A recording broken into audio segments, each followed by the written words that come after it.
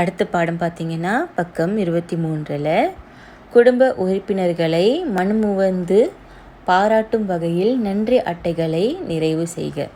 அதாவது இந்த 3 வந்துட்டு நன்றி அட்டைகள். ஓகேவா? இந்த சூழலுக்கு ஏற்ப நீங்கள் இந்த வாக்கியத்தை நீங்கள் இந்த நன்றி அட்டையை முழுமைப்படுத்தணும். ஓகேவா? இப்போ இங்கே பார்த்தீங்கன்னா கணக்கு பாடம் சொல்லி தந்த அக்காவுக்கு நன்றி கூறி எழுதுக. ஓகே நீங்கள் என்னென்னா, அன்பு அக்காவுக்கு நான் கணித பாடத்தில் சிறப்பு தேர்ச்சி அடைந்துள்ளேன். கணக்கு பாடத்தில் எனக்கு பயிற்சி அளித்த தங்களுக்கு என் மனமார்ந்த நன்றிகள். ஓகேவா? அவ்வளோதான். இந்த ஒரு வாழ்த்தாட்டை முழுமையடைந்துடும். அடுத்து, அன்பு தாத்தாவுக்கு வணக்கம். தாங்கள் சிரமம் பாராமல் என்னை பள்ளியில் தினமும் அழைத்து வந்ததற்கு அல்லது அழைத்து வந்தமைக்கு நன்றி. சரி.